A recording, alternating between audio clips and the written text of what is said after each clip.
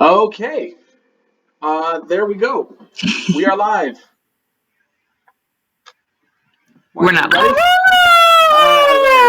Yep. All right. Vinn being the furry again. Anyway. Hello, everybody. Welcome to episode 2 of the Dice Dogs, our recurring D&D session. I, of course, am your Dungeon Master, Connor Mann. And with me today we have M, we have Ethan, we have Vinn, who is already vaping, we have Sophie, and we have Finn, and we have a guest player today, Anna. Do you want to go ahead and introduce yourself? Hi, I'm Anna. I don't know what else you want me to say. Is this your first time playing D&D, Anna? Second. First one was like a one-shot like 5 years ago, so I barely remember anything. All right. But I'm super stoked. Fantastic. Well, we're happy to have you. So just a bit of housekeeping before we get started. Vinn has been kind enough to start an official Dice Dogs Twitter. So we're officially up on Twitter right now. You can follow us at, and I'll have a link for that once I post the video. But it's at Dice Dogs D&D, DND, not and D, because that's how nerds spell it. But all right. Is there anything? The meme, Connor. The meme. What about the meme? Oh, Connor, the meme. You promised to feature. You promised to show it. I'll post it in the. Oh my somewhere. God. Hang on. Vinn also drew a meme that I'm going to share. I will also make a point of posting it in the link below. But here it is. You guys can't see it, but I am currently showing it on the screen report. It's very nice, very fun. I've never had like a meme created of something that I've ever made. It's a pretty great feeling. I like it. I enjoy it. So other than that, before we get started, is there anything that anybody wanted to say? Anything anybody wanted to announce?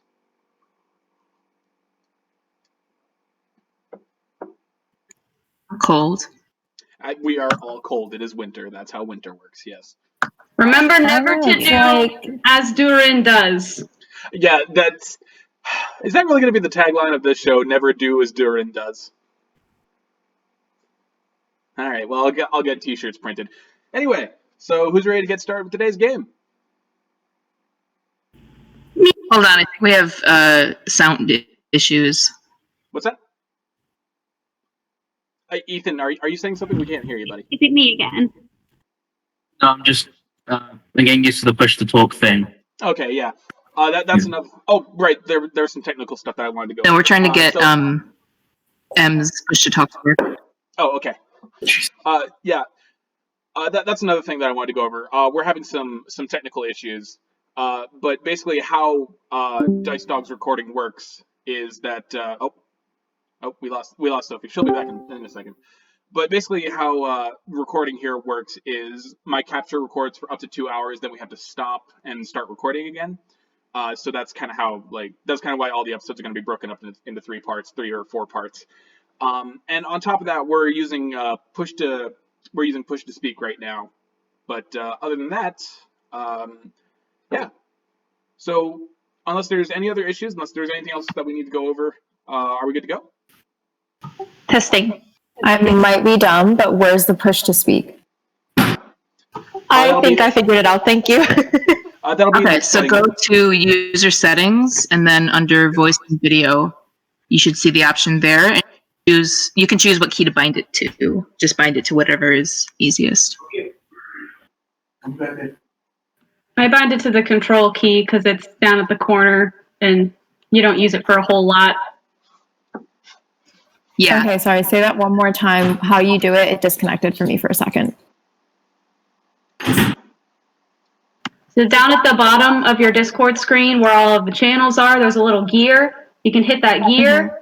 If you scroll down towards the bottom of that menu section that pops up, there'll be a voice and video. There will be a push to talk option. You hit push to talk, and then you can, underneath that, there's a shortcut, bind it to a key, and then you just hold the key down to talk. On top of being our social media manager, Vinn is also our technical support. It's true. It's not super important right now if we can't get it figured out. Honestly, this is probably something I should have done before we started recording, so that's on me. My bad. So why don't we just worry about that later and go ahead and get started, huh? Yeah. All right. Fantastic. All right.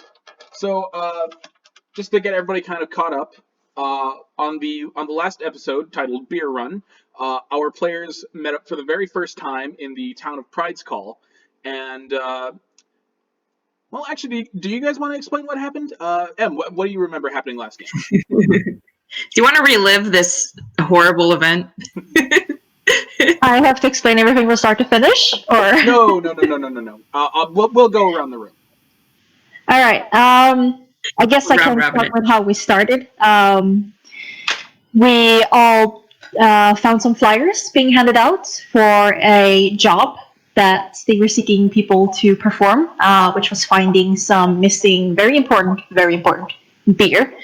And that's how our players all met at a tavern, very homely tavern, where they were assigned this mission, and they sort of got to know each other a little bit just from the initial interaction. All right. I guess I'll stop there. Okay, Ethan, what happened after that?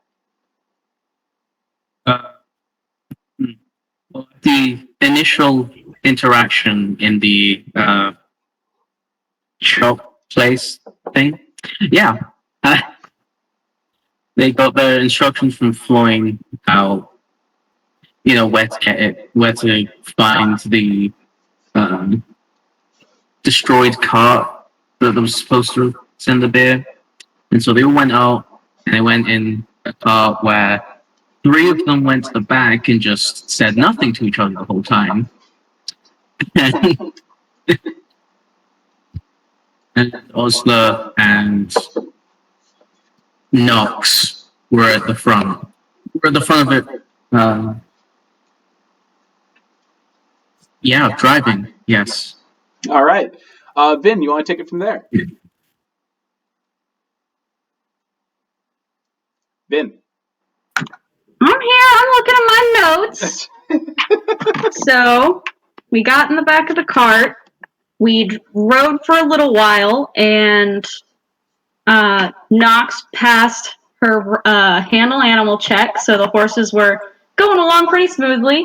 And then we were intercepted by some bandits. They set up a ambush for us, and then we absolutely obliterated them horribly and painfully. And in one of their bags, we found a leather-bound journal that told us where to go next. Fantastic. And Sophie, do you want to take it from there? Oh, we lost Vinn. And nothing of value was lost. So what happened next was we went...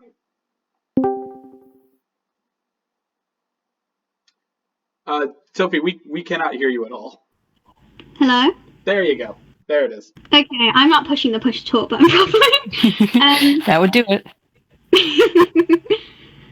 So we ended up at the bandits' hideout, to which Oz ran straight in without checking for traps, and then...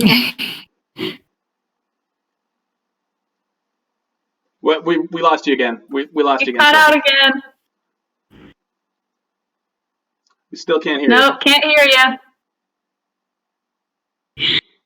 Oh. Why is it always me? The talk thing just maybe isn't working. Are you not pushing the right button, Sophie? No, I'm pushing push to talk. I'm holding it down. Okay, for you, if this is a problem that continues, you might just need to use the regular talk instead of push to talk. Again, I should have figured this out beforehand. My apologies, everybody. It's okay. So, Sophie, what were you saying about where they left off? Okay, well, we'll just have... Wait, I heard you. Yeah, I hear you. Yeah? Yes. Is the audio okay? Yeah, the audio's fine now. We can hear you just fine. Okay, so what happened was we ended up at the bandits' hideout, and Ozla ran straight in and ended up in a barrel. And we met a bunch of bandits in there. Most notably a bugbear with a little boggle thing that stole all of Gesh's money. And from what I remember, someone got a very special card. Okay, and Finn, you want to finish this off? And then we found our barrels of purple booze, and we rode them like a chariot of victory back to town, and everyone loved us. The end. All right, fantastic. Okay, so without further ado, let us get started with the next episode of Dice Dogs, title pending. All right, so as you guys remember, where we last left off was during the Pride's Call festival. You had just run into town and started celebrating after bringing all the not all the barrels of Shimmer Stout back, but quite a few. And A lot, what few barrels are left? The Crown's Guard have been able to go retrieve on various escort missions up and down the Pride's Walk Road. Now, this was a pretty intense night of revelry. There was a lot of drinking, there was a lot of dancing, and like I said, a lot of drinking. To the point where everybody just sort of blacked out at one point. And the scene kind of opens with everybody waking up in jail. Yeah. That's a fucking night. The stone that you lay on is cold. There's no real cots in here. But as you awaken, you kind of awaken to this kind of 10 by 10 room, very very tight space for our 1, 2, 3, 4, 5 adventurers so far. And as you awaken with just your head's absolutely pounding. It's you have a horrible headache. You're horribly hungover. Everything that comes with it. Your throat is dry. It's just not a great feeling. It's not a great feeling whatsoever. Except Ozla, can you roll me a Constitution check real quick?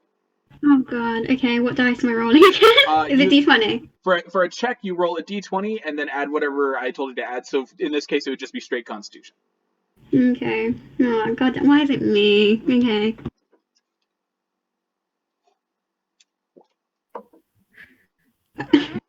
I got an 8. Okay, so Ozla is hungover. Only reason I had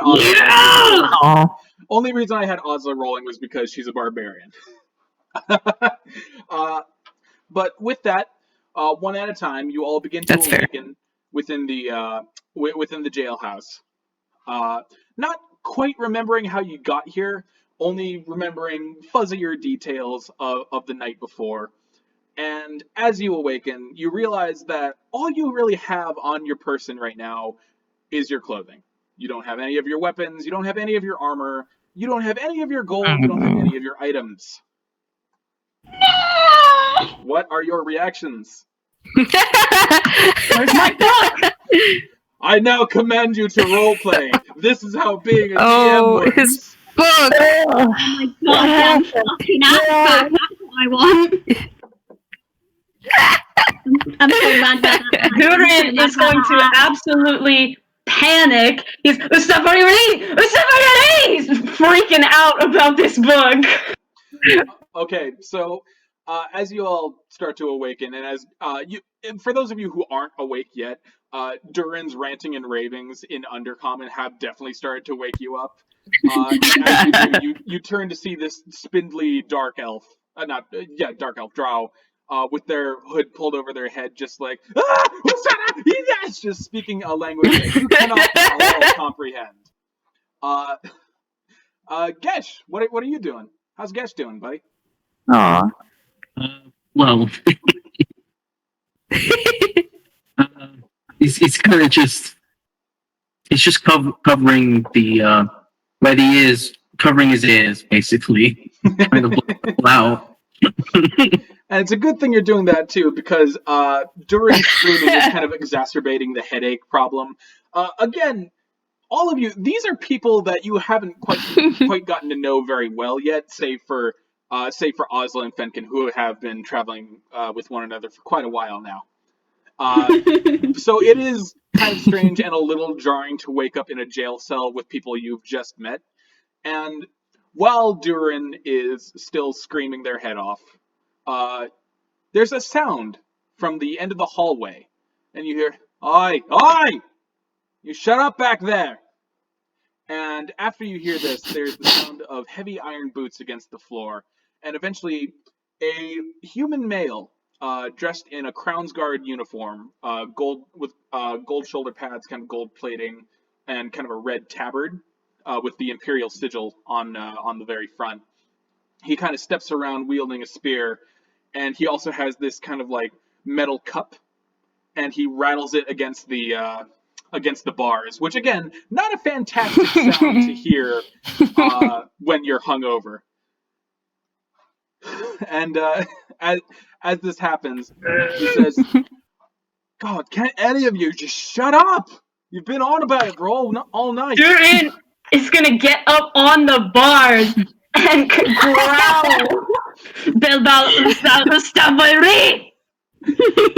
Before I continue, Ethan, you okay, buddy? You flip. Ethan? Where'd he go? He's mad he's lost his items. Oh no. Okay, well, Gesh is still sleeping. Okay, so while Ethan's doing whatever Ethan's doing, Dhuur'in, as you kind of like grab the bars and jump, the guy kind of like jumps back and then like starts bashing your fingers with the metal cup to like get you to go back. He's like, "Back off, back off!" Reach out the bar. Ew, with his gross little hands. Nasty. So while this is happening, you all see Dhuur'in getting their hands slapped at like a naughty kitten. Speaking of kittens, Nox, how you doing? To be honest, this is like probably the 9th or 10th time in her life that she's woken up in this exact same situation. So she's just kind of like, okay. In the beginning, it was kind of just her, sitting probably in the back of this little cell that they're in, trying to get her bearings, trying to piece together any idea of why they're in here. But then, as that's clearly not working, she's probably gonna scoot up and get Kolbavar off the bars. Okay, while you're doing that, I want you to make an insight check with disadvantage because you are very hungover. Shimmer Stout is very heavy. You want me to make an insight check? This is if I'm not already unwise enough. And again, with this. All right, 1 second. And while they're rolling that, Sophie, can you message Ethan, see what's going on? Yeah, he's getting his food. He posted it in general. Oh, okay, all right. What did you do about that? I want my fucking book back. Now that, my friend, is a 5. Okay. So what we've got there is a 5. So unfortunately, through the haze of drunkenness, every time you think you come close to like remembering maybe an image or a sound from last night, the headache just starts swelling up again, and you just completely lose it. So you just kind of focus on getting Dhuur'in back away from the bars, and once you do, the guard steps back and he says, "We get a lot of drunks in here, a lot of drunken dwarves mostly, but at least drunken dwarves have the goddamn sociability to be civil when they're drunk."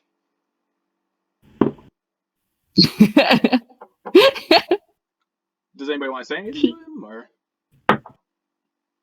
Dhuur'in is extremely upset and probably hissing. His poor hat. Muttering about his book. Fenkin is also gonna sit up, and as he's sort of trying to work through the haze of the excruciating pain in his head, he's also gonna be like fixing his clothes and his hair. He can't look this awful even if he's in prison. Well, unfortunately for you, Fenkin, as you wake up, you also realize that your chin is absolutely just sopping wet with drool. So it's not a great look. No, why would you? Ugh, disgusting. Oh no. So the guy kind of, to get everybody's attention, he kind of like stamps the ferrule of his spear against the ground, and he says, "You're probably wondering what you're doing here." A little bit, yeah. Well, you burned a tavern down. Believe it or not.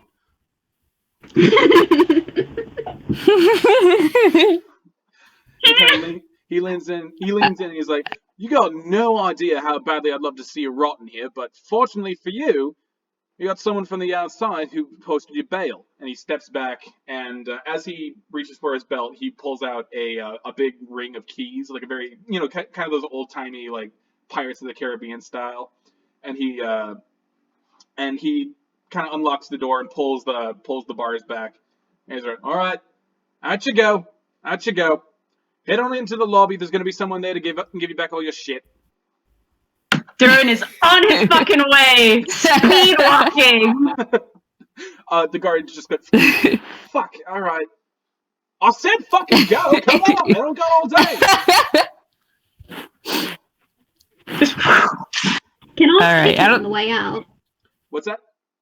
She wants to kick him in the leg on the way out. Oh, you want to kick a guard in the leg on the way out? All right. Yeah. Okay. That's a good idea. It was an accident. Roll She's attack. very hungover. Roll attack. Oh yeah, she's like This isn't gonna go stumbling and well. tripping as she does it. Yeah. Roll an attack. Roll to hit. How do I do that? Roll So your basically- d20 plus your dex. Yeah, d20 plus your strength because there's going to be an unarmed Oh, attack. Oh, strength. okay. Okay, let me find that. Pray to God, please. I want to get this guard. 15. Nope. Unfortunately, he's wearing some very No. heavy armor. So as you bring your tiny foot up and down, you just hear like a thump as it hits his metal sabaton, and he looks down at you. He looks down at his foot. Then he looks at you. And he's like, "Fuck off." I would like I'll Fenkin do to that. grab her by the neck and just like sort of drag her out of there. All right. She's swearing the entire time like a little cat. She's like, "I'll fucking have you."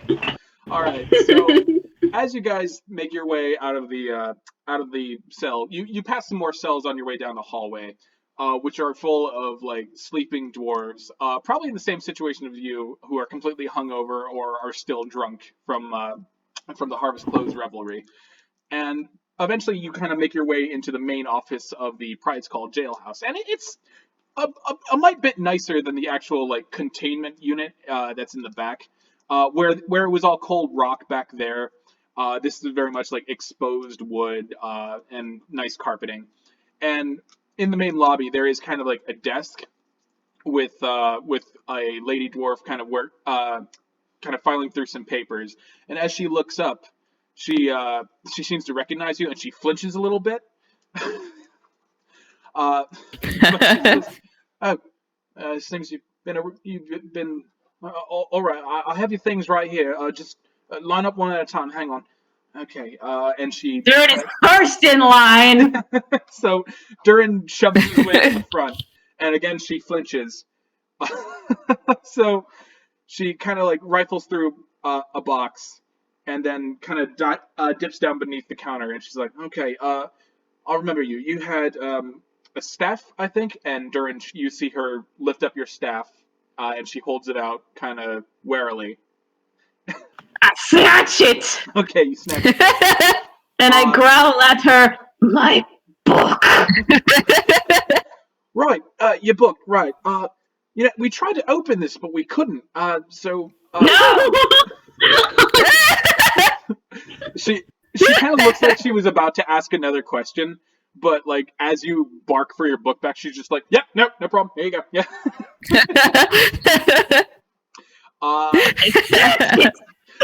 So eventually you get your items back. You all get your weapons back. Ozla, they have kind of a hard time getting your stuff because it's very heavy. Again, you're carrying a warhammer and a shield. But you eventually get all your stuff.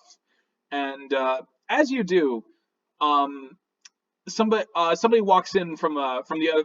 There's kind of like two halls that flank the desk, and out of the other hall comes a very familiar dwarf with red hair. You recognize Yay.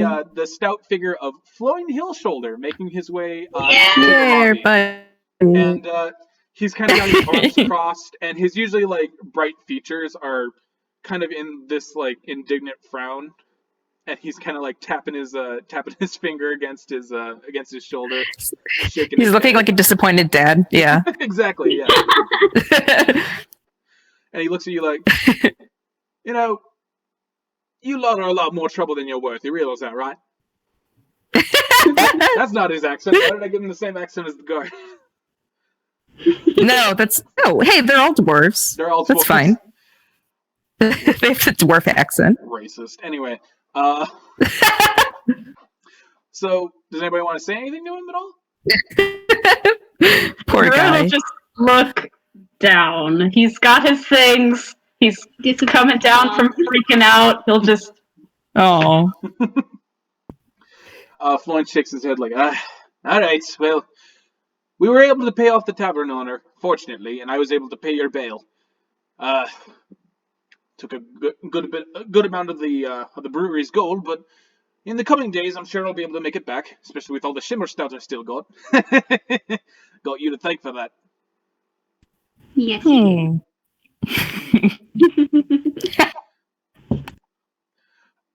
How's everybody feeling?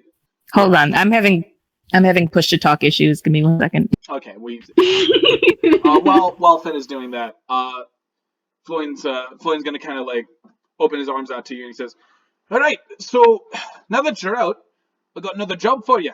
Well, I don't got another job for you, but someone's got another job for you.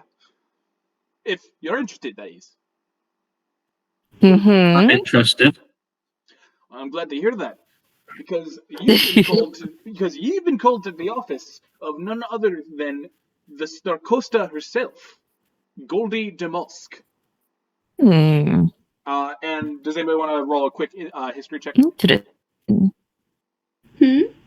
Someone roll a quick. So good with those. I'll give it a shot. All right, give me a history check.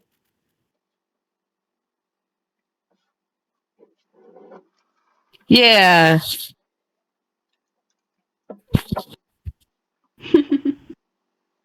15. Okay, so from what you remember about like just the general imperial setup is that in imperial controlled towns there's kind of like a mayor called a Starcosta, and so it sounds you don't remember who this Ghuldi Demosk really is. You've never heard the name before, but you definitely do know what a Starcosta is.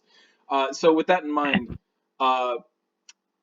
Floyne says she called for you herself. Well, I mean, she called for you after you burned the tavern down, unfortunately. But I put in a good word for you, and she's actually the one who paid your bail. Well, I paid your bail, and she's going to pay me back, is what she said. Hopefully. She asked for us by name? Well, not exactly by your names. We don't exactly have your names on file. But I. She asked for the band of not dwarves to come. I guess that's what we'd call you, aye? Okay. Well, I suppose it is better than being in prison, so... Aye, good bit. And unless you got any other business, I don't think we should keep her waiting much longer. Nox is very interested in this opportunity. She loves a chance to potentially sweet talk her way into a bigger job. So this is great. Would you say She's feeling great opportunity is knocking? You could say that. You could also say something else if you wanted, but okay. You can say that. Right. Ethan, you look like Gesh wanted to say something. Well, you just said lead on right after. Get on with it already, but damn it, get on with it. I want my money. All right, so as you guys kind of like look around the room, again, this is a group of people that you still get to know really well, but you did some good work, so you might as well grab some more gold while you're at it. So eventually, Floyne does gather you guys up, and you do leave the jailhouse with the guards kind of giving you like a weary look. And once again, you break into the cobblestone streets of Pride's Call, and as usual, it looks as majestic as it can, especially after last night. It looks a lot cleaner than a town that had just gone through a whole 24 hours of partying normally would look, but that you put it up to the hardiness and the work ethic of the dwarves. In fact, you see them kind of like sweeping the streets. You see dwarves working together to rebuild any damaged buildings. It's a very sociable community, very together community. And eventually, it's the burned down tavern on the way. Yes. As you walk, you do eventually pass a building that is just utter rubble right now. Where the other buildings are like colorful Germanic style buildings with colorful wood and all that. You pass one that is like a blackened husk of what it once was. And yeah, so as you pass, Floyd's just like, keep your head down, don't look at them, just keep walking. And eventually, he does lead you to one of the higher burrows. If you remember, Pride's Call is built on top of four hills or burrows, and he leads you to what is known as the Moot District. And in the center of the Moot District, there is a very large building, a very large mayoral building. Curiously, with a sloped ramp leading up into a very wide door. Normally you see stairs in dwarven architecture, but there seems to be a lot of ramps leading up into the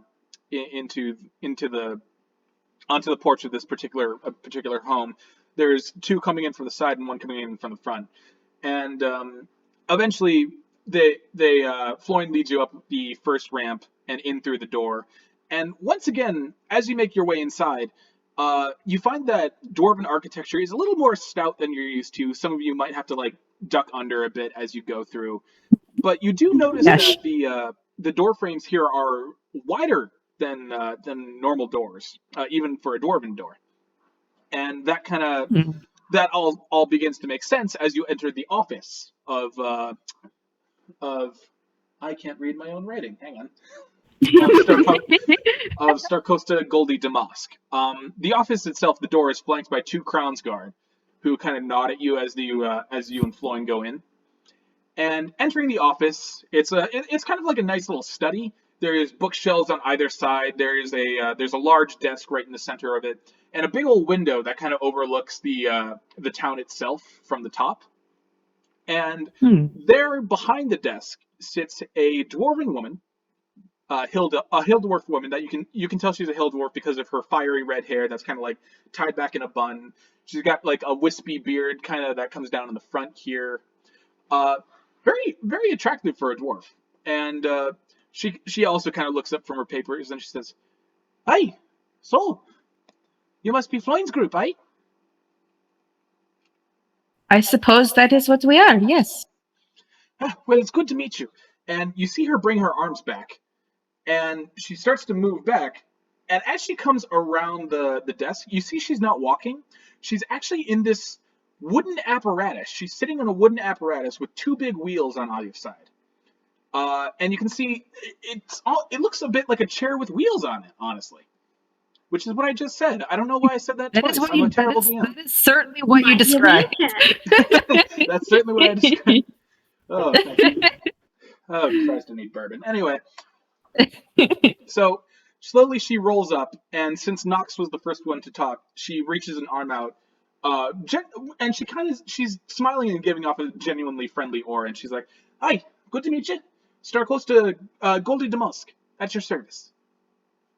Hi, Charmed. I'm Nox, and she'll shake her hand. Okay, Nox, give me a strength check. A strength? Oh God, this is not what I want to hear when I'm shaking someone's hand. To break this poor woman's hand. Yeah, seriously. Okay, sorry, give me 1 second for that good strength check. I closed the window that I need, which is stupid of me, so. What is my... Oh, that's a okay. Yeah, I'm not strong at all, apparently. 15.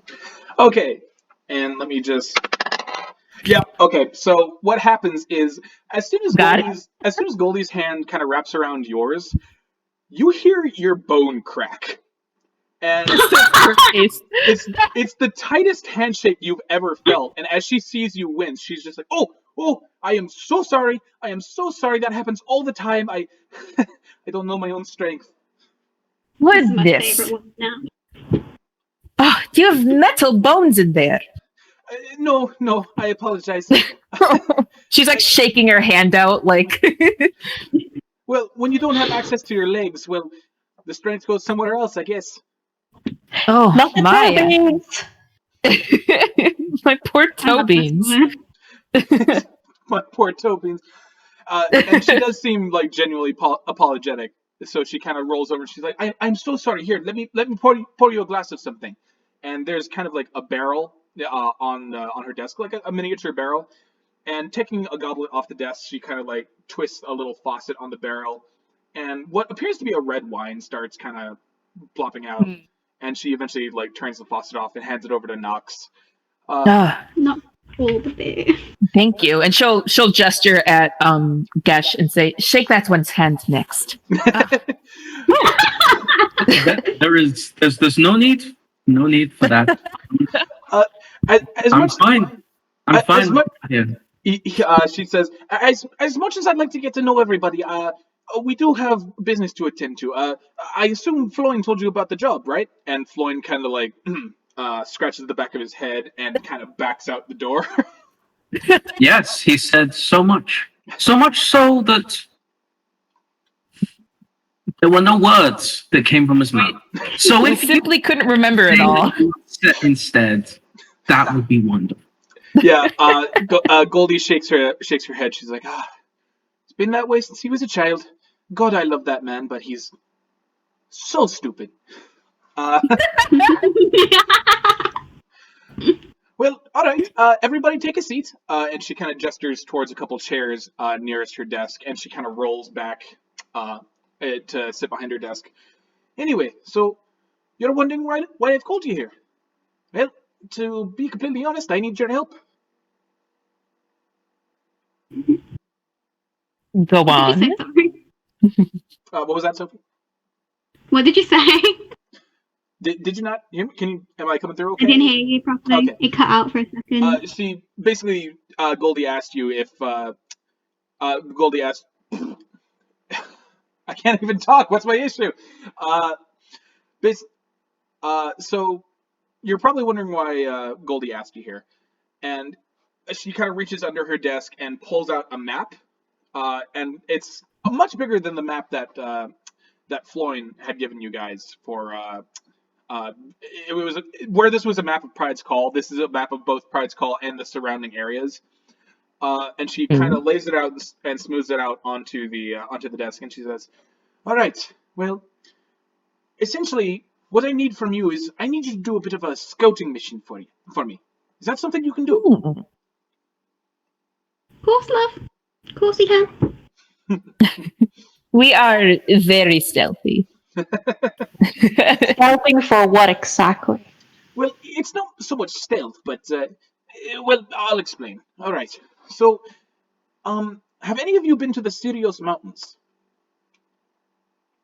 No. Doesn't seem so. All right.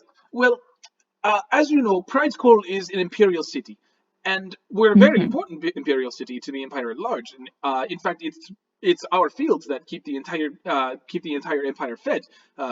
Not to brag or anything, but we do pretty good. But that said, one of our most important passes through the mountains connects us to Zadash.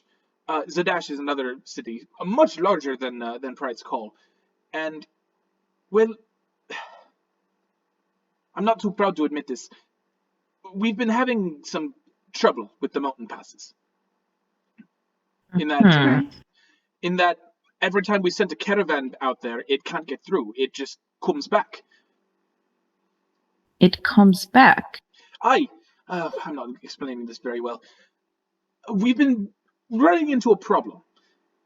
it seems that something is stopping our caravans and sending them all the way back. And normally this wouldn't be too much of an issue, but well, with winter coming, we do need to get the supplies out to the other cities, especially to Zadash. Sorry, was there something you wanted to ask? I would like to ask, did you hear any information from the caravan themselves? Did they have any explanation for why they turned back? She kind of looks left and she kind of looks right, and she leans in close. Oh. Aye, but if I tell you, we can't let this get out, okay? I don't want to cause any Okay. ruckus. All right. It would seem that the reports are saying that it's an orc.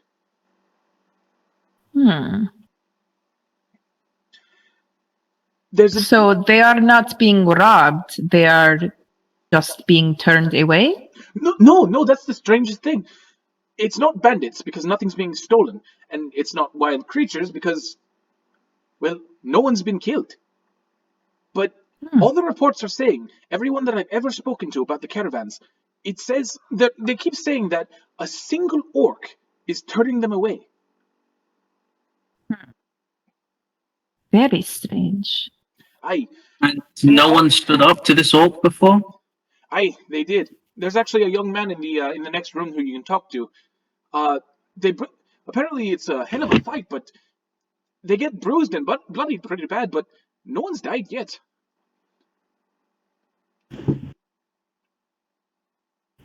All right. So the mission scouting, you say? What would be the goal of this scouting? Well, essentially, I just want you to go and see what's going on, and, well, if you can, maybe get rid of the orc. Normally, I'd like to be a bit more diplomatic about this, but this is our supplies we're talking about. We need that mountain pass. So, if we were to just kill the orc instead, you wouldn't mind? Well, honestly, I wouldn't want any loss of life, but if it does continue to threaten my people like this, then yes, I would say you have to do away with the orc. Well, it is so strange. Perhaps he is there on behalf of someone else or some other organization. So I believe we should do our best to find out why he is there before we kill him, of course. That's why I want to keep everything hush-hush. As you know, the war's been over for quite a while now, but I am worried. What if this has something to do with the Clovis Concord, or the Luxon Dynasty, or any of the... I'm getting ahead of myself. Sorry. Bit hungover, if you can believe it. So let's say we were to get some good information from this orc. What would be the reward? Ask them the good questions. There you go. Well, if you do deal with the orc, I do have some gold I can give you, but I have something a little more enticing as well. And she reaches under her desk and pulls out a drawer, and she puts out 5 little leaflets of paper. And at first, it doesn't really look like anything. It just kind of looks like a legal document. But eventually, you do lean in close, and you guys kind of see like caricatures of your own faces, kind of like drawn in the lower right-hand corner. And she says, "Now, these are passports into any Imperial city at all. With these, you won't have to pay any tolls. You won't have to go through any questionings. All I have to do is sign them. But before I sign them, I want you to go and see what's going on with that orc." Fenkin gives also look like. Yeah. Certainly, that is worth it for me. Go ahead, Nox. Sorry. Oh, nothing. She is definitely in agreement at the sight of these passports. She's like, all right, I am hired. Excellent. And if you do, I'm sure you want to get out of Pride's Call as soon as you can. So, along with this, I'll also offer you a caravan over to Zadash through the mountain ranges. You know, if you're able to get them cleared up. I mean.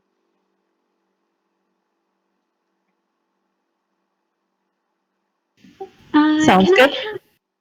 Can I have Ozla? She's sort of gonna like lean in and be like, "Excuse me, love. So why did you choose us out of everyone? Because you know what we did last night, even though we don't know. So what's your reasoning?"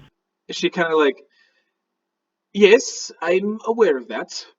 I'm also aware of how much of my vault it's going to cost to repair that. But you come highly recommended from Floyne. And on top of that, well, I've sent as many Crown's Guards as I can, and as you know, they've just been beaten and come back with their tails between their legs. So, this might be a change of pace. Okay. And like I said, before you go, there's a young fellow in the other room. His name is Private Velios Nafkari. If you want to speak with him, he was with the latest caravan that came back. Yes. Okay. All right then. So can I consider you hired? Yes. I would say so. All right.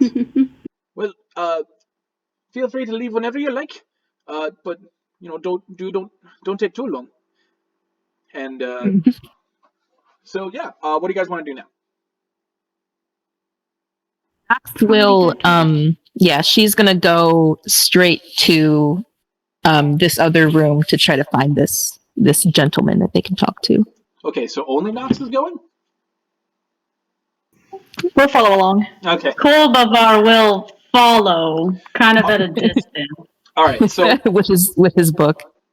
As you guys stand up, you hear Goldie say, "Oh, wait a moment. I did forget something. I did have an extra hand to lend you if you guys wanted to come. If you wanted her to come along.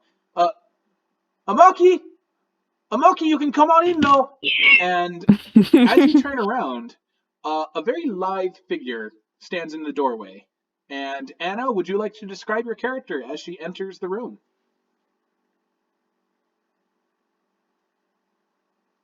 We can't hear you. We can't hear you, Anna. Anna, we can't hear you. You might still be on push to talk. Anna, we can't hear you. Oh, wait. Oh.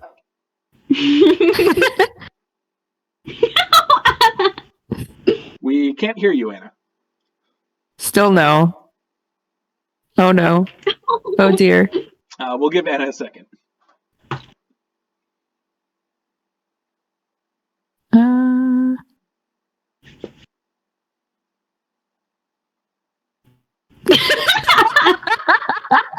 It doesn't say Anna's muted or anything. Can you hear me now?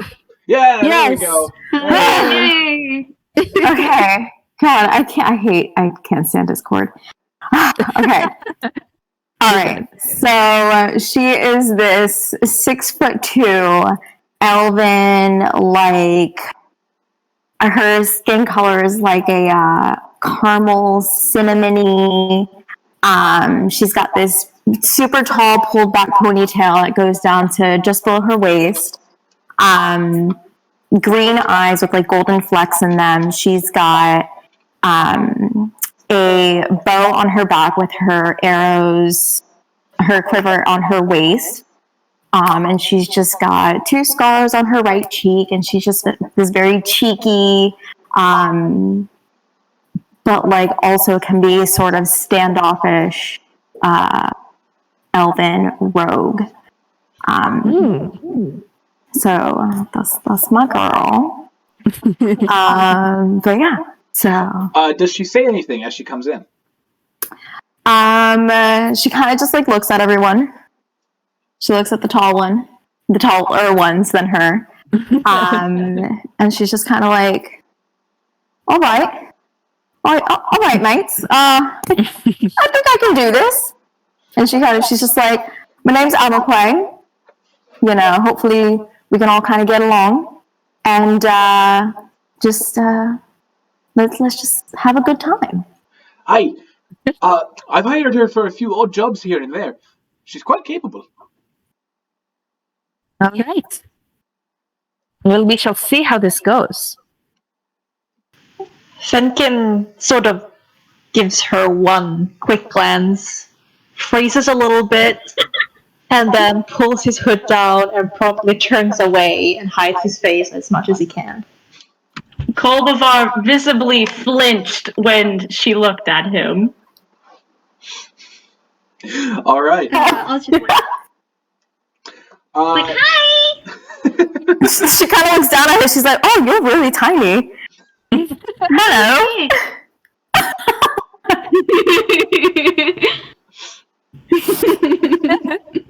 Okay.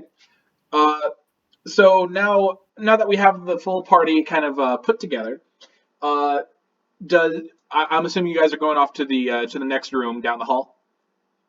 To talk to this fellow. Interrogate a man. Okay. Well, I don't. So, With kindness. As you make your way into the next room, it's not quite as nice as the other room was. The other room was, the Starcosta's office. This is more of like kind of a waiting room right next to it.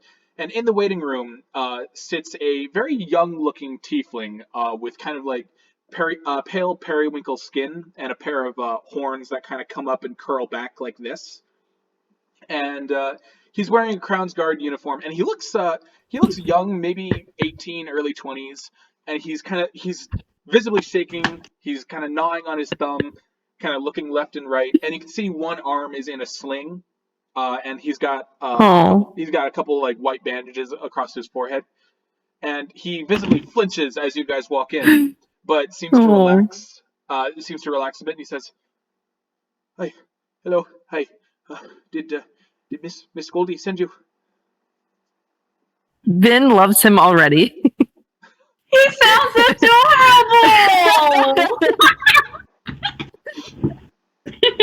Is he cute? What? Is he cute?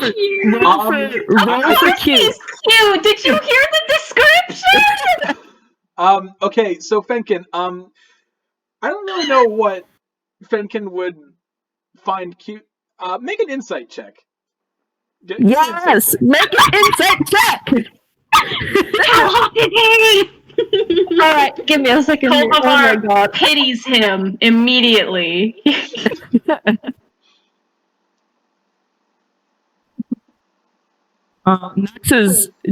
Nox is probably giving him a slightly disapproving look over. Oz is still hungover. She's like, you're gonna have to sit down. I only got 6. Okay, He ugly. objectively, yeah, he's kind of cute, yeah. I was gonna say, was that gonna be if that was a nat 20? Was he gonna be like supermodel-esque? Look, this is just my attempt to figure out what Fenkin's into, and I don't. So, like, for a non-elf, yeah, he's objectively kind of cute. He's got. We're not rolling for his like hotness. A narrower face. He doesn't have any like facial hair or anything, but he's all right. Oh, it's just a little whelp.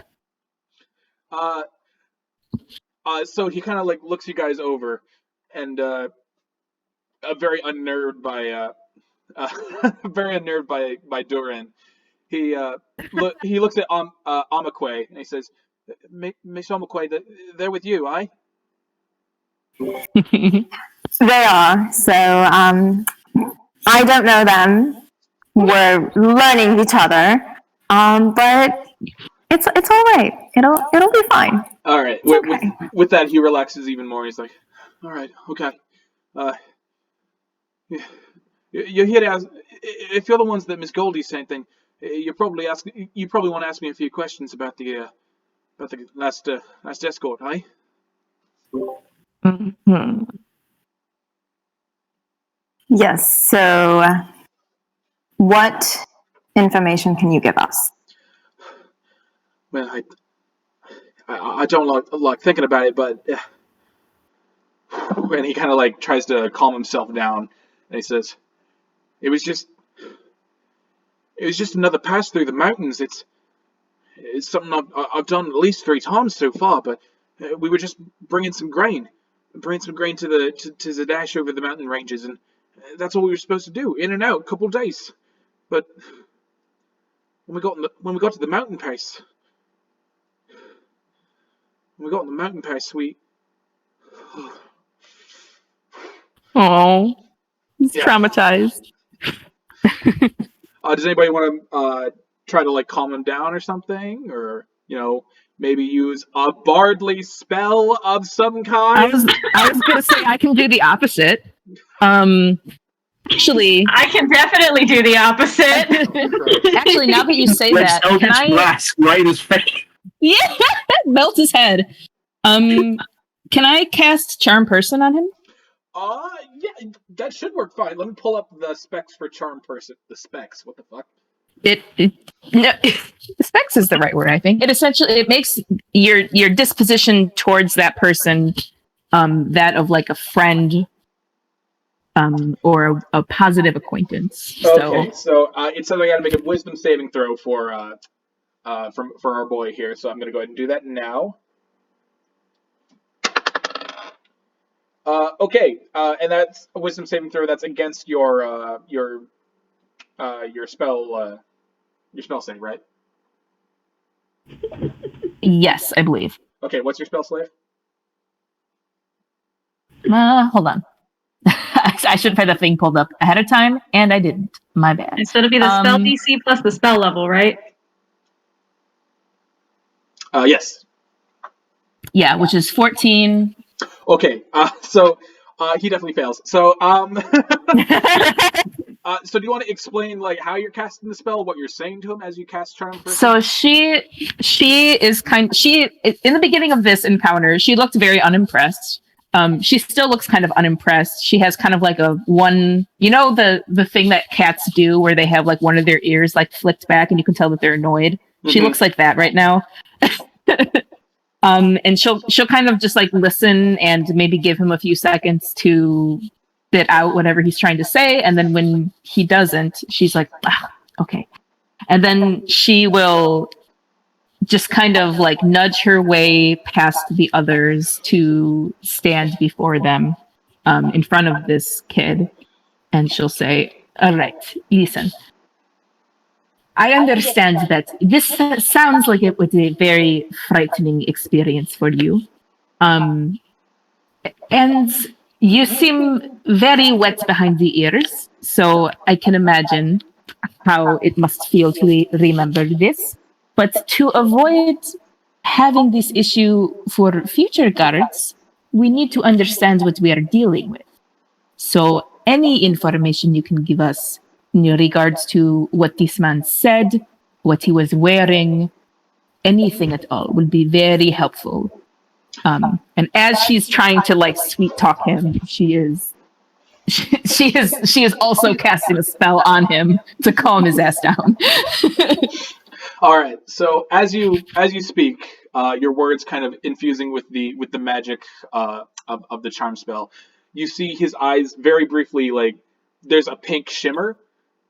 And where he wasn't smiling before, he does slowly begin to smile, specifically at you, Nox. And he's like, "Oh yeah, sure, certainly. What do you want to know?" Well, I heard that this man was an orc. Is this true? Aye, absolutely. He's visibly perked up by this point. In fact, he's like sitting up, and he starts to regale you with the story. He's like, "Aye. Biggest orc I've ever seen, too. 6, 7 feet, maybe? 7.5. I'm not very good with numbers, but I do remember he was big. And, God, his hand. He had a hand made of fire. Interesting. So he was using magic, and did he threaten you? Oh, absolutely. He beat the shit out of us. He told us to turn our car around, that we weren't supposed to go through the mountains, and when we told him that we weren't going to do that, he attacked. I do remember, I think Sven, he broke Sven's nose. Ariana, what did he do to Ariana? I think Ariana, is Ariana still missing a leg after that? I think she is.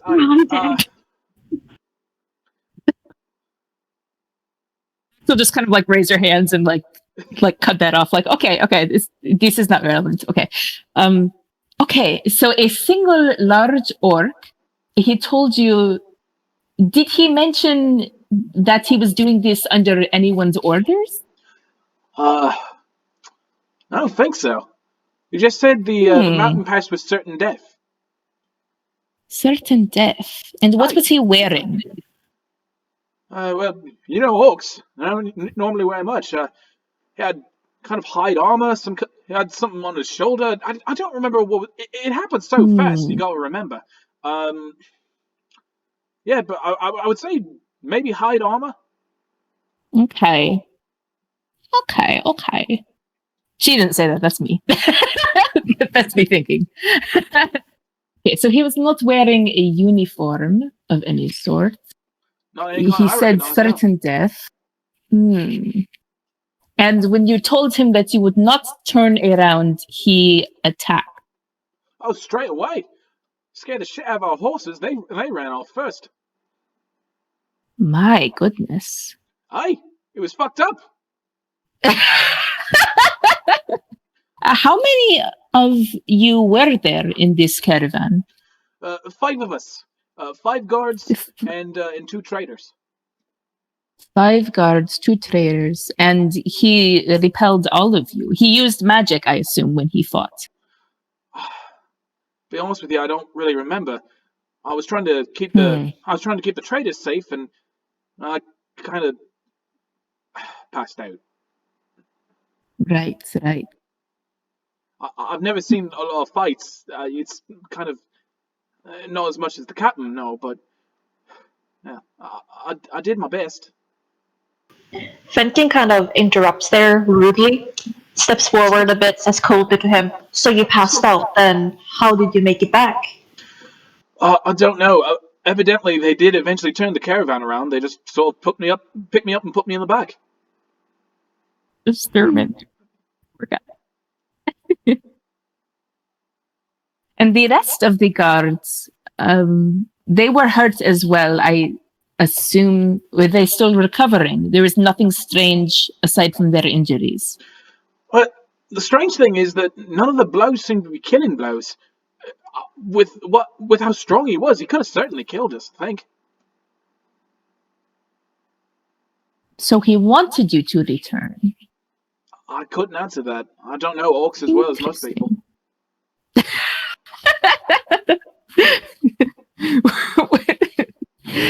What a strange reaction to that. Okay, so she's a pretty great spell. Nox is kind of she's listening, she's thinking, she's clearly considering all of this information. Okay, so while Nox is doing that, Gesh. Oh. Yes, you, Ethan. Yeah.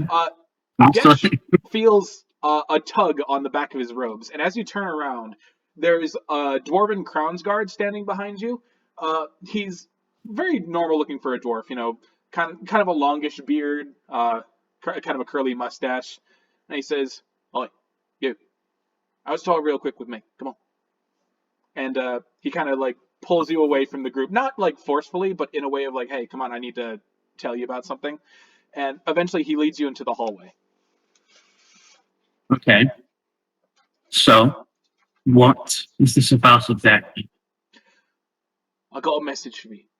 And his accent changes from a heavy dwarven accent to kind of more a common Zadashian accent.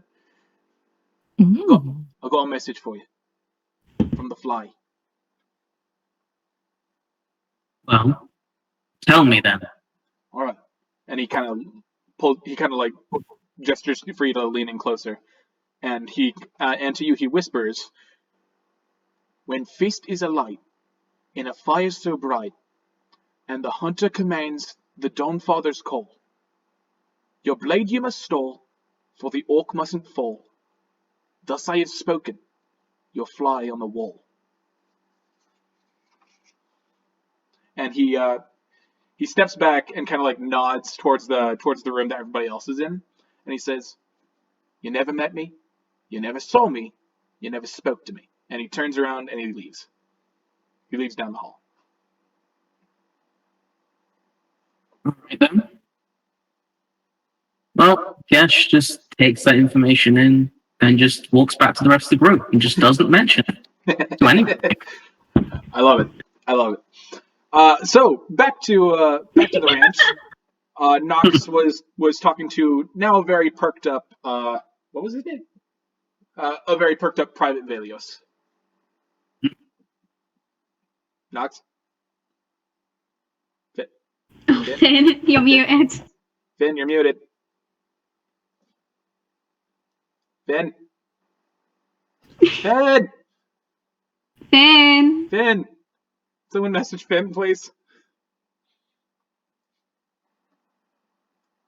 They said sorry once. There we go. Sorry, I didn't know you were going to call on me. I just ran to go do something. Okay, yeah. So once it kind of reaches the point where she's asked, mostly she was asking about any possibility of anyone that this orc might have been working for or alongside. And after seeming like she wasn't getting any of that information, then she just kind of says like, okay, well, I believe the only thing we can do at this point is just to go and see for ourselves. And she'll look back at the rest of the party and then back to their poor traumatized little friend and tell him, thank you. Your information was very helpful. What was your name again? Velios. Private Velios. Holy shit, where's the last name? Hang on. Private Velios Nafkarim. Venios, thank you very much, sir. And then she'll pat him on the head. Oh, no problem. It's my pleasure. No. Yes. Does anybody else want to ask him anything? Say anything to him? Before the charm spell wears off. Yeah. The charm spell. Well, actually, I think it lasts. The charm spell wears off in an hour or whenever you cancel it. Yeah. I think Ozzy's just going to copy Nox and just go and pat him on the head. Like, Everyone just go pat him on the head. bye, love. So, Poor guy. in his charmed state, he accepts all the head pats. But as you guys leave, the charm spell wears off, and he kind of is like, "The hell was I doing?" Yeah, like as soon as they turn to leave, Nox will just like snap her fingers and cancel the spell and then just walk away. All right. So with that, I think now is a good time for a break because your DM's got to make a BM. So how about we come back in about 5 minutes? Yeah. All right. I've waited to do the thing that I had to do until just now, but that's fine. I'm sorry. Is there something you want to do first? I'm sorry. Is there something you want to do first, Nox? Oh no, I'm fine. No, I'm good. All right. I'll be back in a second. How do I turn off my camera? I want my camera turned off. Break time.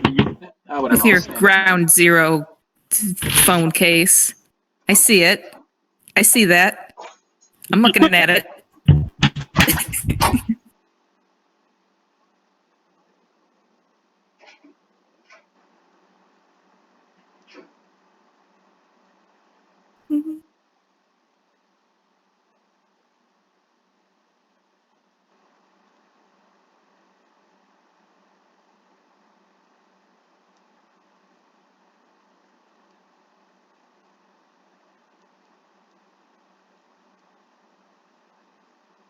Everybody left.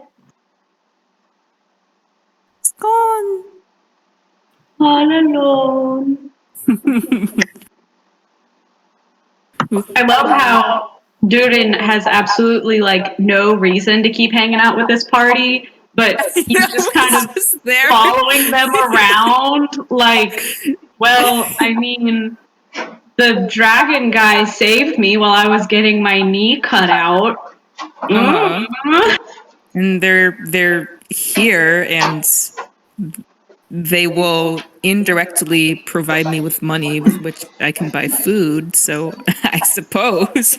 I think the biggest reason that he's sticking around with this party is that they've kind of become less afraid of him, and that is in a weird way comforting. Aw. They've become tolerant, yeah. Just fucking drop the dice down. Ah, damn it. Motherfucker. You're right. How was your BM? Now that we have kind of a quiet moment to ourselves, I'm gonna do some quick promotion stuff if that's okay. First and foremost, I paint miniatures, not for a living, but like as a hobby, and my commissions are open. You can follow me on Instagram at Plastic and Paint, and that's going to have a link to my commissions page as well. Vinn, you are also doing commissions, yes? Yes, I love doing commissions for Dungeons and Dragons characters. My commission sheet is up on my Twitter. My Twitter is 18+. You do have to be 18 to follow it and to view it. It is on private. So you can also message the Dice Dogs Twitter at DiceDogsDND. I own that Twitter, so you'll be able to have a direct contact with me there if you want to talk about commissions there. Oh my god, I'm an idiot. How many dice did I drop? Jesus. Whatever. Yeah, and I think some of our other players have like Twitters and Instagrams that you can follow. Sophie, is there any social media you want to pitch real quick?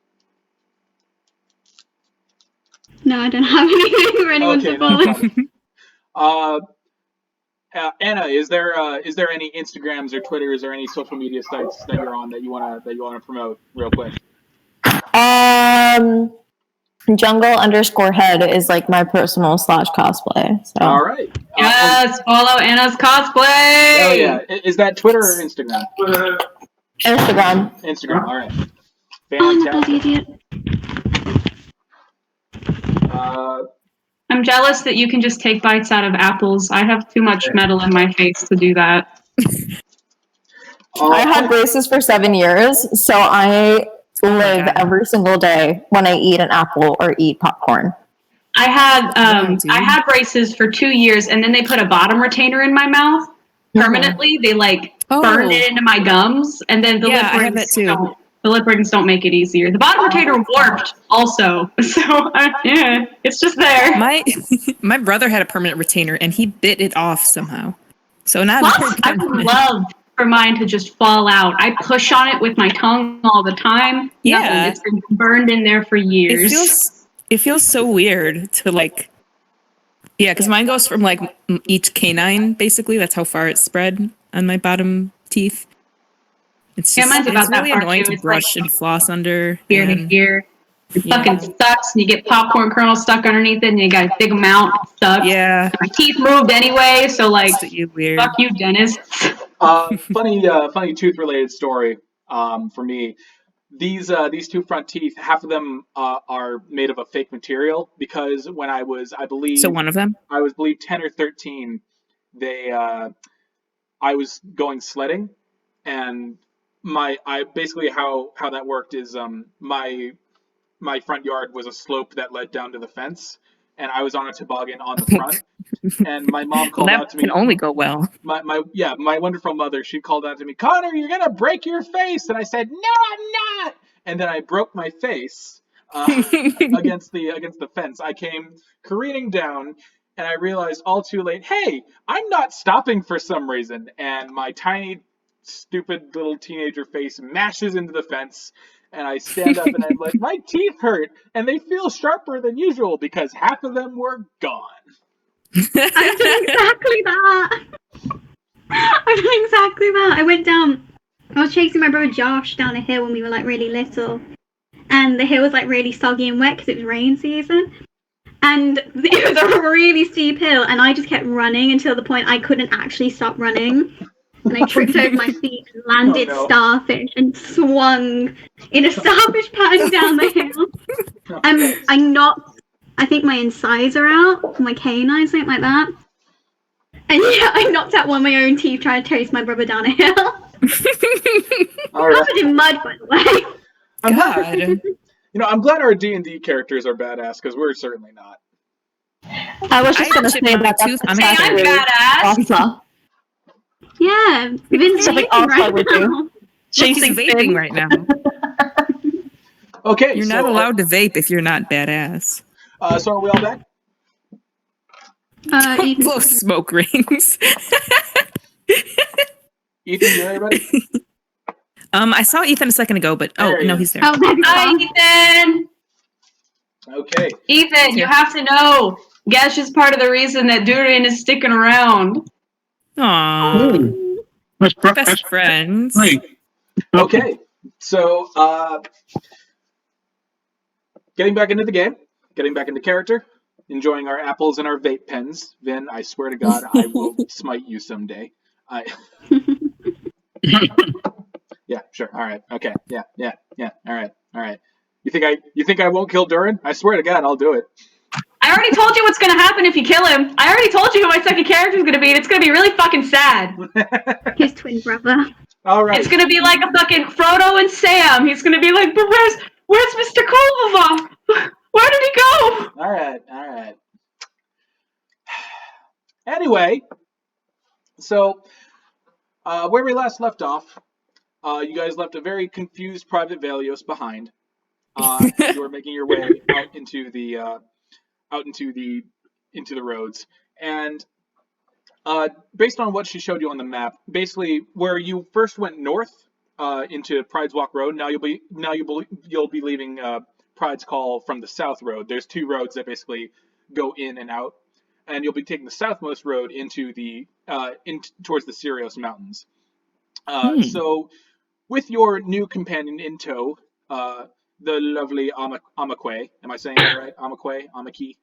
Quiche? Amaque. Okay, awesome. That's my nickname, Keith.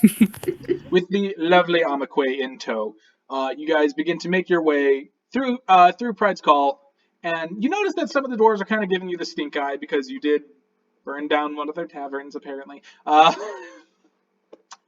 But eventually, the city does give away to the wilds of the surrounding plains, the surrounding Zemni fields, and this time, the trees are much thicker. The trees that surround the pathway that you're going down. This can definitely be considered a forest. Where last time it was just kind of like a smattering of trees, this time this is definitely a full-on forest of coniferous pines and all that. And as you begin to walk, you do feel that it is starting to get a bit colder as you begin to approach the roadways that lead into the mountain ranges, into the bases of the mountains. And for those of you who don't know, the Cyrios mountain ranges are what kind of act as a border between Zadash and Pride's Call, near the center of the continent of Wildemont. But as you guys are walking, does anybody want to say anything to any of their fellow travelers? Oh, but before we get into that, tell me about the walking order. Who's in front? Who's in back? What do you guys think? They're walking. Is in the far back. Okay. To the point that they have to occasionally look back to make sure he's still there. I'd like to say Amaque is like in the middle. All right. Okay. Middle two, and she's trying to sing sea shanties. But really off key. Really badly. Fenkin is as far away from Amaque as possible. Aww. And there's also Ozla. Staring across the mate. So Amaque's kind of just like looking around, kind of taking everyone in. And she looks at little Ozla. She kind of just nods her head. And she turns around. She sees Fenn way in the fucking back. She's like, kind of calls out to him, like, what you doing all the way back there? Like, why are you so far, mate? Like, I don't bite. I don't think anyone else bites. Come and join us. Well, at this point, Fenkin is probably closer to Kolbavar than anyone else, and he just kind of side glances at him awkwardly as he avoids responding to Amaque and just like nods a bit at Kolbavar, like, hey. No response or acknowledgement. I was just gonna like tweak Amaque's jacket and like stage whisper, "Scared of women? It's okay." She like leaves out like this like hearty laughter, and she's just like, okay, and she kind of just looks back at him. She kind of cheekily and like playfully winks at him just to like fuck with him. Fenkin stumbles over absolutely nothing, almost falls to his face, brushes his cold off the travel dust awkwardly, and just completely turns his head around to completely avoid looking at her whatsoever. And she just Rather laughs, hang and she out with just the creepy shadow man than talk to a girl. Where is Nox in all this? Nox is in the front with her ears angled back so that she can hear this, so that she can just have a very a quiet, disapproving hiss and a sigh of ugh, men. She's probably in the front because she wants to keep an eye on everything. And Gesh, where'd you say you said you were in the back, right, Gesh? Or did I hear you wrong? I didn't say anything, actually. Oh, okay. Well, let's get that established then. He's wherever he wants to be. Then who is in front if everyone's in the back?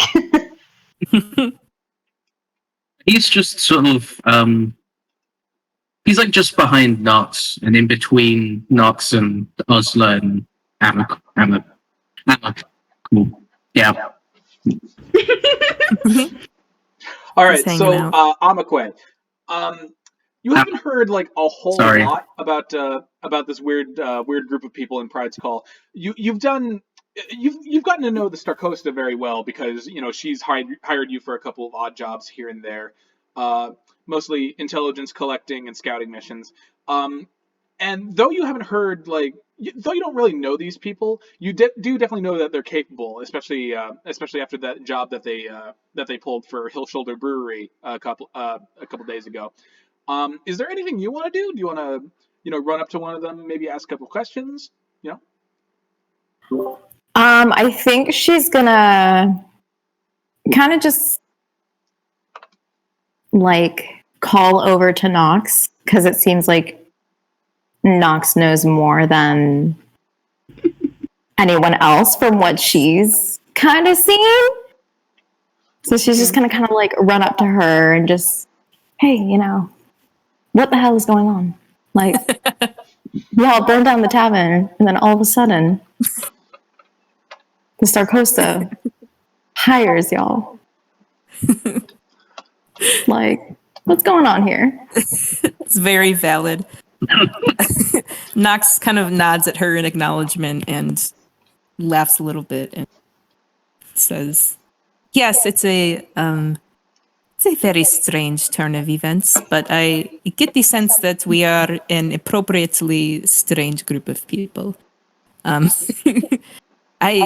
Believe me, I have not traveled with these people much longer than a few days at all. So, unfortunately, if you are looking for an explanation about the dark one in the far back or the skinny one and his stumbling, unfortunately, I don't know much more than you." All right. Well, I guess we're all just going in blindly. And, shit. It's just kind of all she says. She kind of just reels back and she's just still kind of looking at everyone like, okay, well, they don't seem to be like people that she wouldn't trust in the future, but she's still definitely going to hold her guard up for sure. Mm-hmm. And she is also kind of looking at their valuables because she is a thief.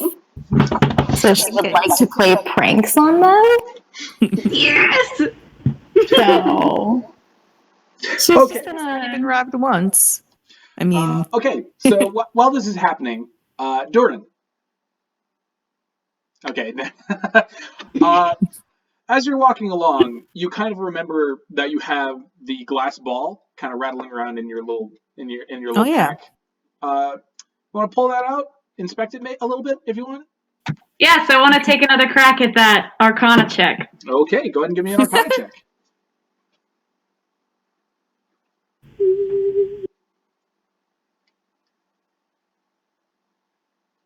Can I take 10? What? So can I take 10? Can I sit there and stare at it for a little while? Because I just rolled a fucking 8. He's just not having a good day. So as you guys are walking along, anybody who kind of looks back, you kind of see like you see this. Even though their hood is pulled down, you see your traveling companion Dhuur'in just kind of like.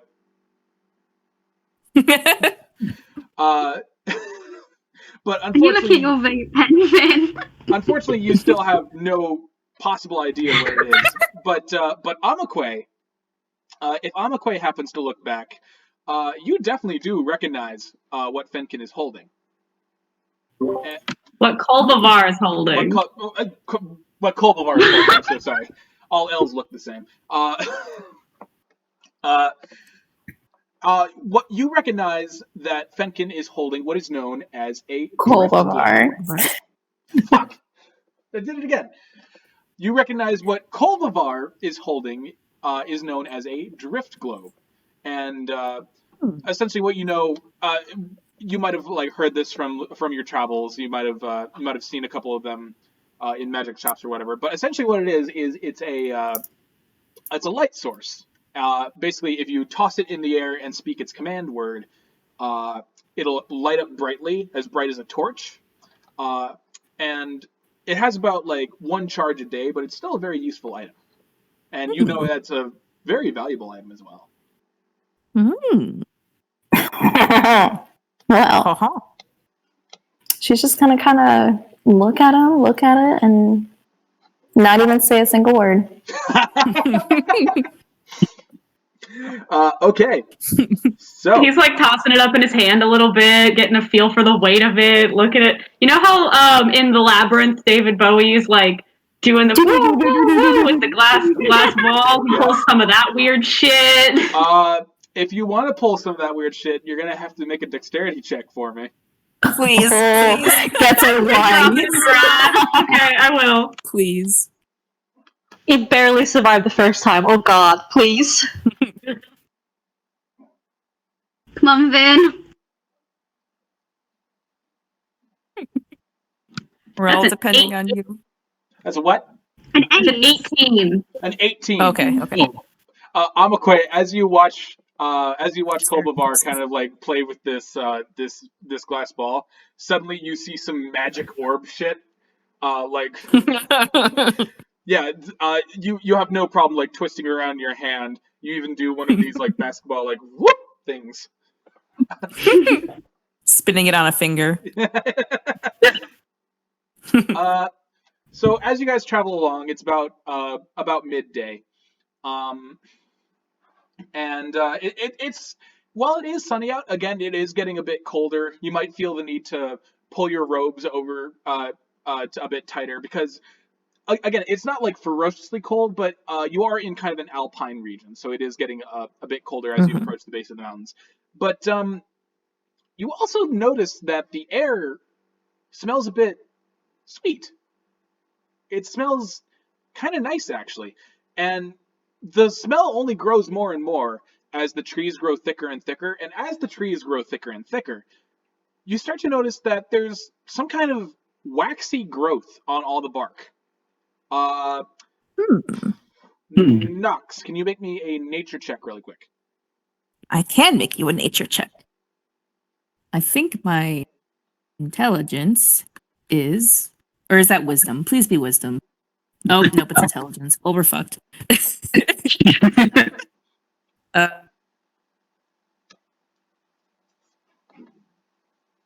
That is a 3. Well, I'm gonna eat it. So, as you approach the tree and kind of take off one of these waxy growths, you do notice that there is kind of like you do kind of get a general idea of what it is because like everybody has seen these before. They're honeycombs. They're very big honeycombs, and the combs inside are actually like normally they're like the size of marbles, but these are more like the size of eyeballs. That's how big they are, and as you pick it up, there's like a brown gold honey that just drips from it. It looks like a jewel sparkling in the light. And you go to take a bite, and this is some damn good honey. This is some good shit. Like, you've had honey before, maybe you've had it in your tea or whatever, but this is very sweet, it's very rich, it's warm almost. Ooh. Yeah, she's very, I mean, it's an unfortunate time to have fur, because honey and fur doesn't mix, but it seems to be of little consequence to her because she's eating it, she gets a taste for it, and then she's like, oh my goodness, this is the best honey I've ever had. You guys should try some of this. And she like holds up like a handful of just like sticky, horrible goop at everybody else. Just like, these trees are covered in honey. It is, oh my gosh, it is delicious. So, Nox, quick question. How big a bite did you take? Pretty big. I'm gonna say first bite of Culver's in a week, kind of big old burger, kind of big. What kind of saving throw am I about to do here? So Nox, as you turn around and start telling everybody about all this wonderful food, this wonderful honey, you look at Amaque, and for some reason, her normally dark hair is now a vibrant pink. And you kind of see her form. It's a little more wigglier than you're used to. Just a bit wiggly. And you also start to notice that not only does your belly feel nice and warm, but lights are a lot brighter and softer, and colors are so fun to look at now. And the air smells so good. And as this is happening, you guys watch as her cat eyes kind of like, you know how they dilate when a cat sees something they really like? Oh no! Yeah. Her normally like they're green eyes, right? They're yellow, yeah. They're yellow. Her normally yellow eyes go like completely black as the pupil like overtakes. And her tail starts to like...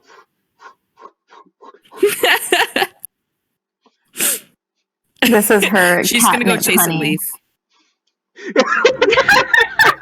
leaf. Yeah, a leaf kind of blows by in the wind, and immediately Nox is like, and you watch as your leader starts to like run ahead of the group, and as this is happening, you also hear a very deep humming sound.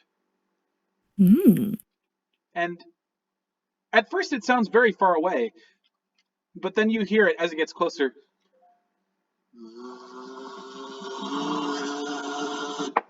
Did that pick up at all? I can't tell if that picked up at all. It did at first. Okay, it sounded shit. like a distant motorcycle. God damn it! I really gotta buy a mic for this shit. Anyway,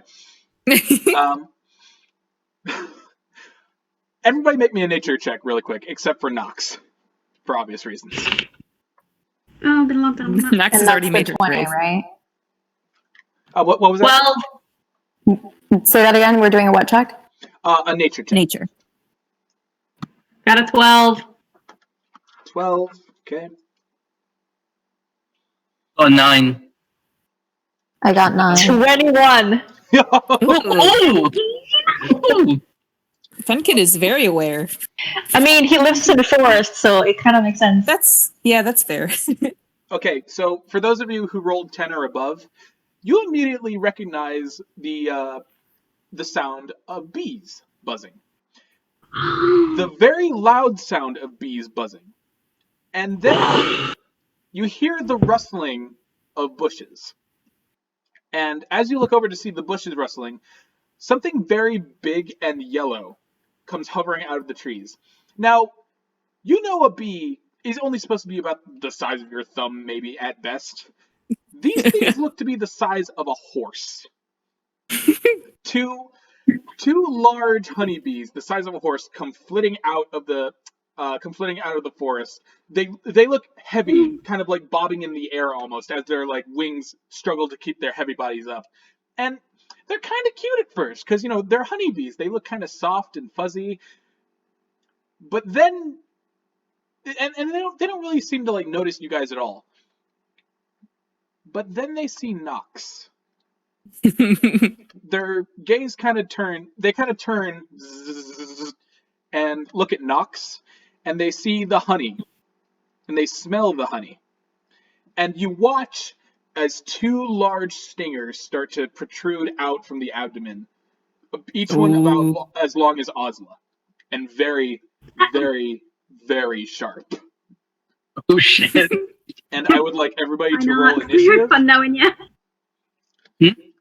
I'd like everybody to roll initiative, and Nox, you're going to be rolling initiative with disadvantage. Fair Oh, enough. Christ. How'd you roll initiative again? I forget. D20 plus your It's a initiative. D20 plus your whatever. I use Dex. Proficiency bonus.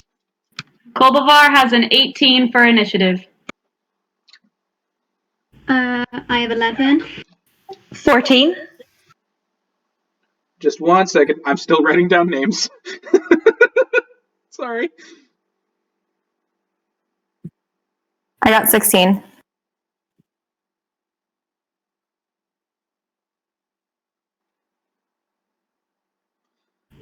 Nox got 13. And that's with disadvantage? Yes. Ooh, good for Nox. So yeah, it could have been worse. She's still a cat. She still has reflexes. Okay, Ozla, what'd you get? 11. Amaque, what'd you get? 16. Dhuur'in. 18. Gesh. Dhuur'in. Wait, so it's a D20 plus what was it plus again? D20 plus your initiative bonus. Which should be right next to your AC.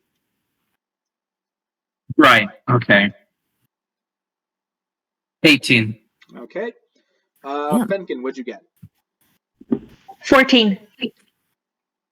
Damn it. Okay. With that, combat Poor ensues Ozla. with two very large bumblebees kind of making their way over to Nox. Dhuur'in, you watch as two hulking, lumbering bumblebees are making your way towards your absolutely blissed out leader still chasing a leaf. With huge muscles. They're about 20 feet away. What are you doing? Tried and true. Eldritch Blast. Hold on, I dropped my Eldritch pen. Blast. Eldritch Blast. Eldritch Blast has a range of 120 feet. Thank you. Yep.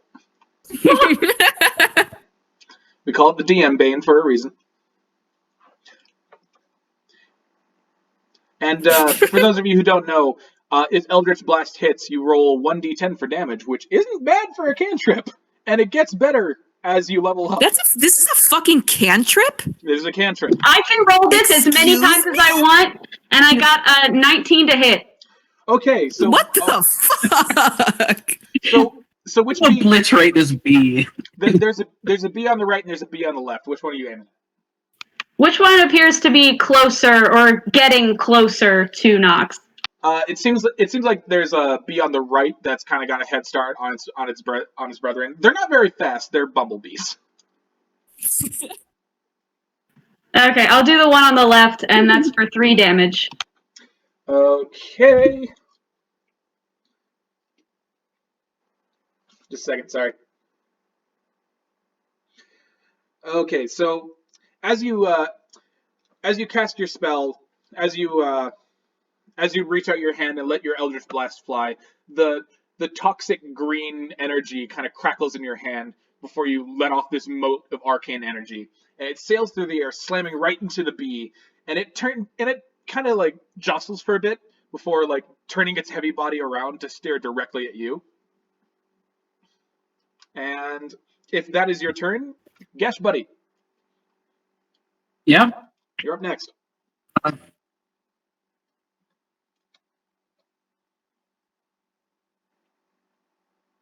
Okay, so is he going to be able to intercept one of these bees? Or They're about 20 feet away, so and one of the bees has turned to face you guys, so yeah, you'll be able to get to him, no problem. Okay, with so your movement. right, so the one that's faced us, he goes straight in to, plunges quarterstaff right into. Oh, all right. Roll me an attack. Ooh. And that's a D6. No, you plus- got to roll the attack first. So that's a D20. Oh yeah, sorry. Yeah, it's okay. It's all right. It's okay. So that's D20 plus your proficiency modifier, plus either your strength or your dex, since you're a monk. Okay.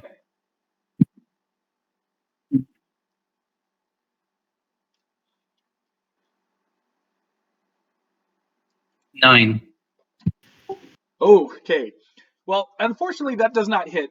So as you dash up over to the bee and you have your quarterstaff out, ready to take a lunge, it kind of sees you coming, and its barb kind of comes up and like blocks the quarterstaff, kind of knocking it away. Gosh. Dude, that's cool as hell. So next up is the bee, not the bee that you just attacked, the other bee that's making its way to Nox. It's going to fly over to you, Nox, and make an attack with its stinger. Okay, 14, 6.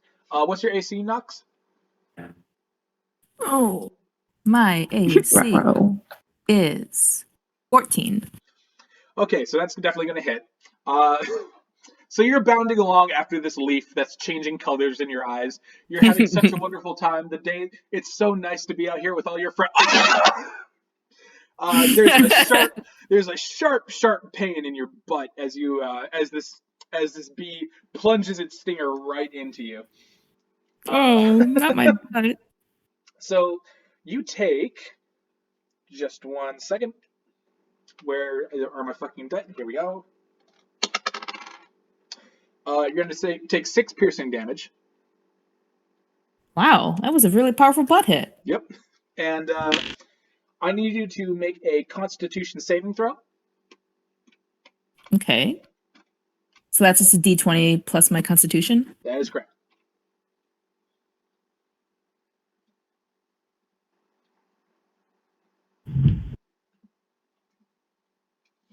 Oops. That is an 11. Ooh, not enough. Unfortunately, so the stinger stays there for a second, and you feel a burn where it is, and you have been poisoned for Oh god. 35 minutes. So now you have disadvantage on all rolls for the next 25 minutes. Awesome. Great. All because the cat wanted to get high. I just wanted some honey. That's all I wanted. So next up in the roll we have Fenkin. You've just seen Gesh try to do something awesome, not quite make it. You've seen Nox get almost impaled by this bee.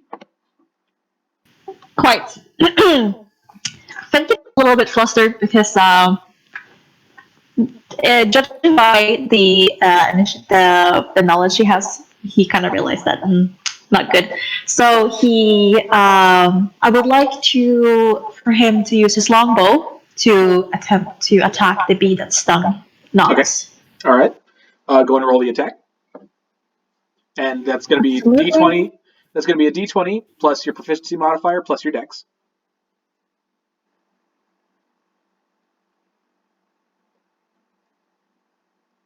$17. 17 hits. Mm-hmm. And you said longbow, right? Yes. Okay, 1d8 plus your dexterity.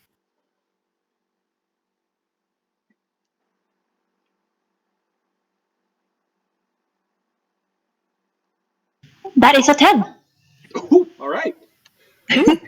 So you let your arrow you bring your bow up and you let your arrow go, and it sails through the air, and it does land. It lands right in the bee's abdomen with a very juicy sounding kind of sound, and it does surprise the bee enough for the bee to pull its stinger out. So Nox is taking more damage. No, I'm kidding. Dang it. But congratulations, you've now got a very angry bee making its way towards you. Yay. So, Nox, not only is the world a beautiful place, well, it was a beautiful place, but now it feels like everything is on fire. Until about 3 seconds ago, Yes. it stopped being beautiful. Oh God. Okay.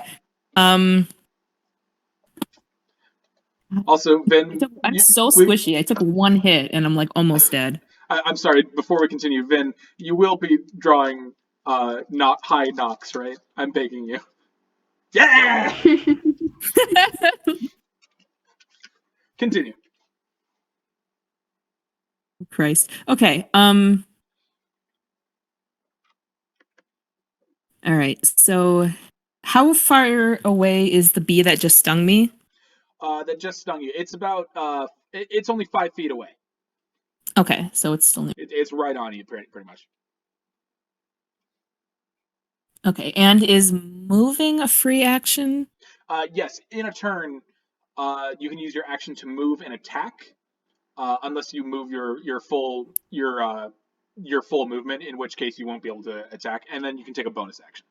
And a bonus action can't be an attack or anything, unless it says otherwise. A bonus action can be like, I open a door, or I reload my crossbow, or I wave to my dying friend.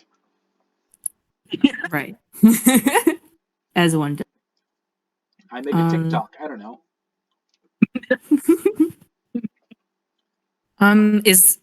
So if I use my free action of movement to climb, is that still a free action? Or is that different? That's different. Climbing, especially if you don't have a climb speed, that's going to take up a full action. I have a climb speed. Oh, all right. I have claws. Yeah, okay. Yeah. I have kitty claws. Yeah, I have good. a climbing speed of 20 feet. Okay. So it sounds to me like you're going to try to scurry up a tree, like the frightened little. You're correct. Okay. Well, I won't even make you roll for it. You scurry up a tree, especially because you have like you have kind of like a means of, not, what's the word I'm looking for here? You have incentive now that you've been stopped. yes, I do have a strong incentive to climb a tree and get away from the bee. Unfortunately for you, though, that also provokes an opportunity attack from the bee, who's going to attempt to bite you. Does a 20 hit? 20 hits. Okay. Why are you even asking me? You take 2 damage as a pair of mandibles sink into your shoulder and stop you from climbing up the tree. Ow. Holy shit. I'm still alive. Is that the same bee that was advancing towards Fenkin? It was.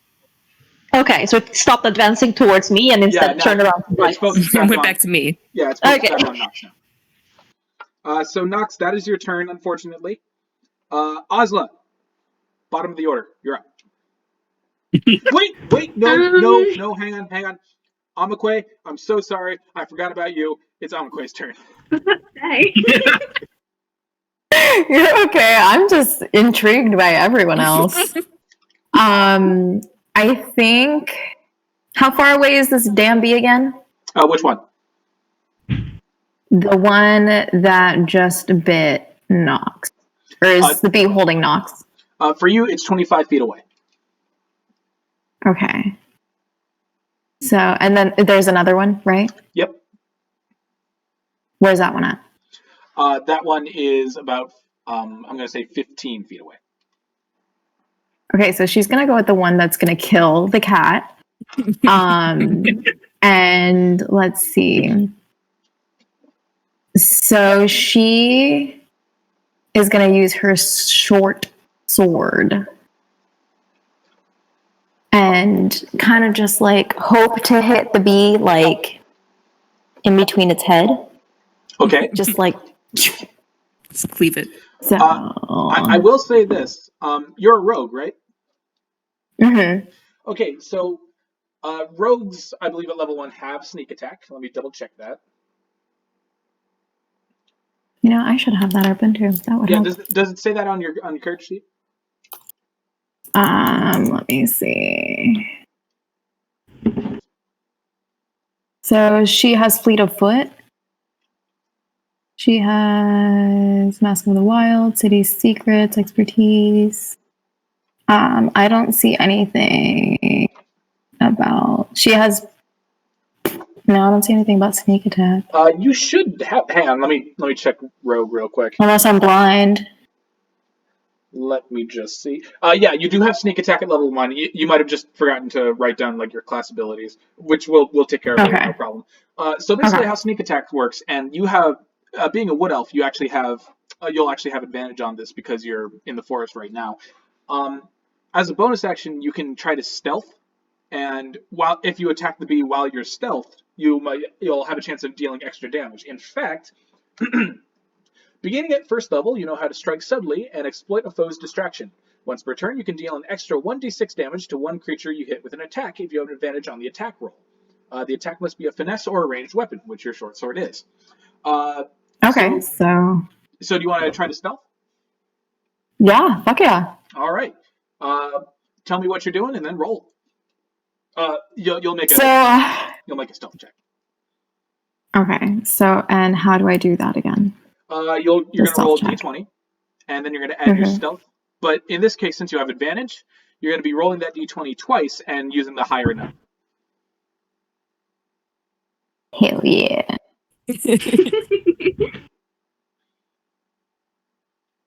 And then add stealth to that? That's right, yeah. You said? Mm-hmm. Okay. So...